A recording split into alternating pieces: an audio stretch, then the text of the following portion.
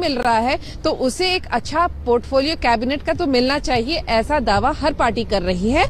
और यही वजह है कि खाली सिर्फ एक अनाउंसमेंट की कौन होगा मुख्यमंत्री ये अनाउंस नहीं करना है, पूरा पोर्टफोलियो डिस्ट्रीब्यूशन के साथ ही ये अनाउंसमेंट होगा। और इस पूरे अनाउंसमेंट के बीच में अभी फिलहाल यही चल रहा है कि किस तरीके से हर पार्टी अपनी दावेदारी कर रही है। अगर आप देखिए तो बीजेपी का पलड़ा भारी जरूर है, 130 से ज्यादा एमएलए तो इन्हीं के पास हैं और उन्हें टेक्निकली अगर देखें तो वो सिर्फ अलायंस का धर्म अपना रहे हैं, ऐसा वो बार बार कह रहे हैं।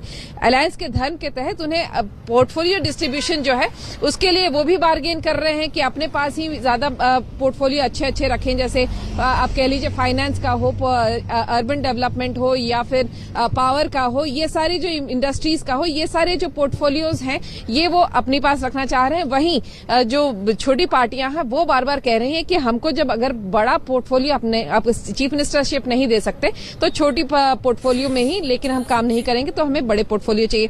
तो इन्हीं सब चीजों में अभी बार्गेन चल रहा है। हालांकि बार बार सबको यही कह रहा है कि कोई दिक्कत नहीं है, अलायंस साथ में है और मिल बांट के विवादों से परे हम अपना संवाद साध रहे हैं। लेकिन जिस तरीके से जितना टाइम ज्यादा लग रहा है उसको देख के अटकलें जरूर लगने लगी हैं।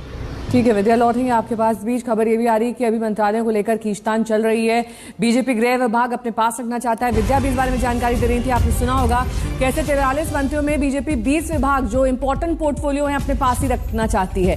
शिवसेना को 11 से 12 विभाग, तो एनसीपी से 10 मंत्री बनाए जा सकते हैं, ऐसे कयास लगाए जा रहे हैं। अजीत पवार दोबारा वित्त मंत्री बनाए जा सकते हैं।